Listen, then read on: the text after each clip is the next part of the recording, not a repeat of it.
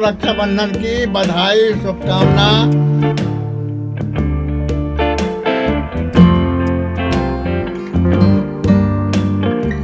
हाँ जी, जय श्री लक्ष्मी नारायण, जय श्री राम। तो अभी तक जो आपने देखा वो इस वीडियो में होने वाला है, वो छोटी छोटी क्लिप्स थी। तो यहाँ से मेरी वीडियो स्टार्ट होती है। ये सफ़र है भोपाल से क्यूलारी की ओर, जब मैं रक्षाबंधन में जा रही थी। मेरी बहुत ज़्यादा तबीयत ख़राब थी, मुझे बिल्कुल भी नहीं लग पा रहा था कि मैं रक्षाबंधन में इस बार घर जा पाऊँगी। बट ईश्वर की कृपा से मैं घर पहुँच पाई। थोड़ा सा बेटर लगा तो मैं जा रही हूँ। मुझे पैंचली से जाना था, बट फॉर सम रीज़न मैं नहीं जा पाई, मैं बस से जाती हूँ। और जिस दिन निकलना था ना, मतलब मैं रक्षाबंधन के दिन वहाँ पहुँची हूँ। तो रक्षाबंधन के एक दिन पहले ही मैं सुबह टाइम टिकट बुक करती हूँ और मुझे ईश्वर की कृपा से मिल गई टिकट। बट पीछे की टिकट अवेलेबल थी तो वो मिली। और नॉन एसी में मैं हमेशा कराती हूँ, क्योंकि एसी बसेस मुझे सूट नहीं होती, वोमिट का इशू है। मैंने इस बस में जो टिकट लिया, मुझे बिल्कुल भी आइडिया नहीं था कि जो सबसे पीछे की टिकट है वो उस पर जो विंडो है उसका थोड़ा सा इशू होगा। विंडो छोटी होती है, हाफ़ पोर्शन में ही विंडो थी और हाफ़ पोर्शन में नहीं थी। और बस बहुत ज़्यादा जगह रुकती है। आईएसबीटी से निकलने के बाद थोड़ी थोड़ी रफ्तार एकदम नहीं पकड़ती। और आज तो बहुत ज़्यादा भीड़ भी थी, बहुत ज़्यादा। और मुझे ना वोमिट का इशू था, मुझे यहाँ डर भी लग रहा था। एक तो मेरी तबीयत ख़राब, दूसरा विंडो छोटा है। और मुझे बहुत ज़्यादा डर लग रहा था कि पता नहीं मेरा कैसा हो पाएगा। मैंने 2 बैग लेके आई, 3 बैग लेके आई हूँ। 1 बैग डिक्की में है, 2 मेरे पास। पैरों की हालत आप देख सकते हो, मेरी हालत आप देख सकते हो। मेरी हालत बहुत ज़्यादा ख़राब है। मैं बस भगवान से प्रार्थना करते जा रही थी। यहाँ आप लोगों से मैं बात कर रही हूँ, बोल के मैं वीडियो बना रही थी सामने से। बट हुआ ऐसा कि मेरी आवाज़ वैसे ही बैठी हुई थी और मैं धीरे धीरे बोल रही थी। और शायद यदि मैं नॉर्मल भी बोल पाती तो भी मैं इस तरह वीडियो नहीं आप लोगों के लिए ला पाती, क्योंकि बस की आवाज़ और हवा की आवाज़ बहुत ज़्यादा तेज़ थी। यहाँ हनुमान जी और शिव जी का मंदिर है, दर्शन करते हुए हम आगे बढ़ते हैं। भोपाल में बहुत ज़्यादा जगह बस रुकी, फिर इसके बाद मैं सो गई। और कुछ देर बाद मेरी नींद जागी तो मैं देख रही हूँ कि बस एक ढाबा में रुक रही है। यहाँ पर एक ढाबा है जहाँ बस रुकती हैं बहुत सी, यहाँ मंदिर भी है। और यहाँ पे ना जिसको खाना खाना है वो खाना खा सकता है, पैसेंजर्स और बस स्टाफ सब। किसी को वॉशरूम जाना है, फ्रेश होना है, वो भी हो सकता है। किसी को मतलब बहुत सारी बाहर हवा ले सकता है। हाफ़ एन आवर या 20 मिनट्स 25 मिनट्स तक ये बस रुकती है यहाँ पर। या बस थोड़ी ज़्यादा लेट हो गई होती है तो फिर वो 15 मिनट्स ही रुकती है। कुछ इस तरह ये अपना टाइम मैनेज कर लेते हैं यहाँ। और हम लोग भी उतरे, थोड़ी सी हवा मेरी तरोताज़ा सी हुई, क्योंकि मेरी बहुत ज़्यादा तबीयत ख़राब थी। मैंने यहाँ से कुछ खाया वाया तो नहीं, क्योंकि मैं खाना के नाम पे एक दाना भी नहीं खा सकती हूँ बस में, मुझे इतना ज़्यादा इशू है। और नॉन एसी में तो तब भी आ जाती हूँ, एसी बस तो बिल्कुल भी सूट नहीं करती है। आधी रात को बस ख़राब हो जाती है अचानक से। यहाँ तो वैसे मॉर्निंग की एक क्लिप्स है, लेकिन मैं आधी रात की बात बताती हूँ कि इतनी ज़्यादा बस ख़राब हो जाती है, टायर बर्स्ट हो जाता है।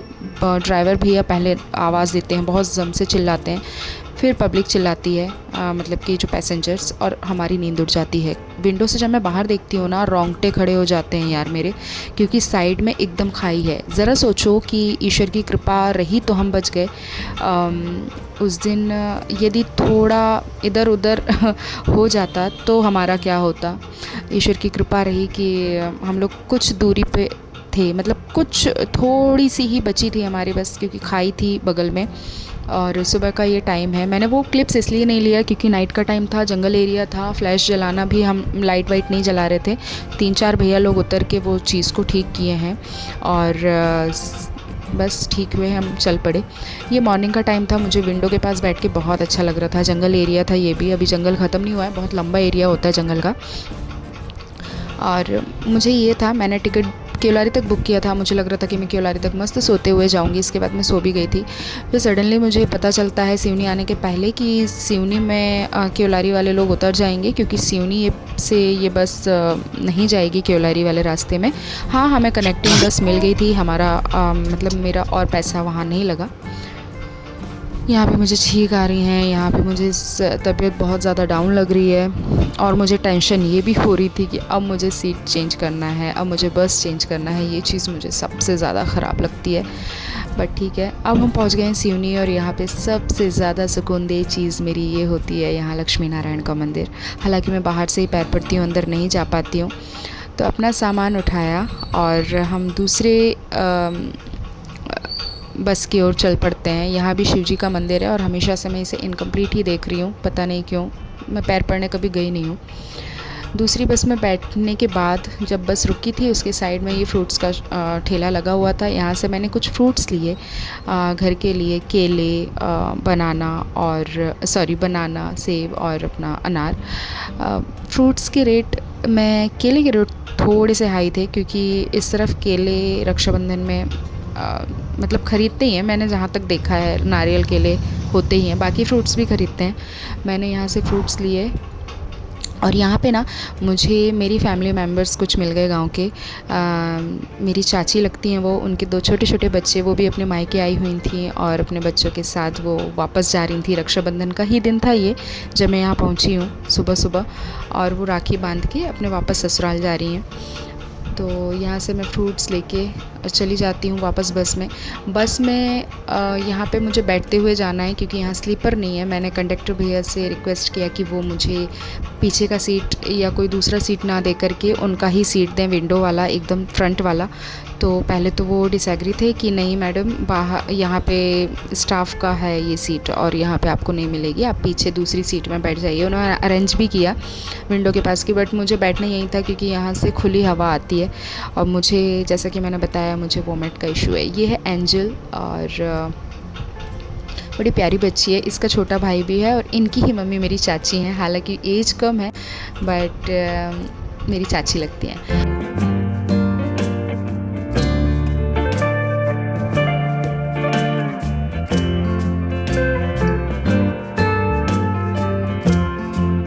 इनके मामा जी ने लाके दिए थे मंगोड़े सुबह सुबह। चाची जी मुझे भी खाने के लिए कह रही हैं, बट होता ही है ना कि रक्षाबंधन के दिन मैं कुछ खाती नहीं हूँ जब तक मैं भाइयों को राखी ना बांधूँ। और अभी तो मेरा मुँह हाथ नहाना वाना कुछ भी नहीं हुआ था। तो ये ना पहले मुझे मंगोड़े देने के लिए मना करता है जब मैं मांगती हूँ, बट इनकी मामा ने बोला तो ये मुझे देने लगा था। और बस इस तरह हमारा सफ़र स्टार्ट।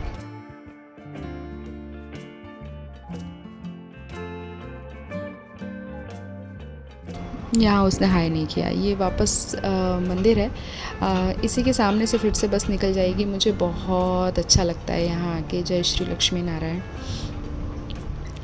बस अब हम चल पड़े हैं खिवलारी की ओर। बातें करते हुए हम इससे एंजल और मैं बातें करते हुए आगे चले जाते हैं। पूरी रास्ता ये मेरे साथ ही बैठे रही है।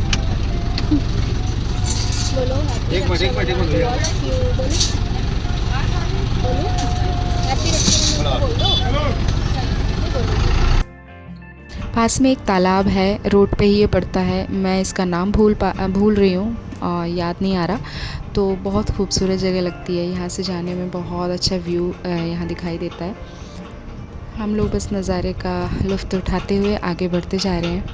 और एंजल के आ जाने से ना मुझे थोड़ी सी तबीयत भी थोड़ी ठीक लगने लगी थी। शायद मैं वैसे ही बैठे रहती तो मुझे ज़्यादा तबीयत ख़राब लगती।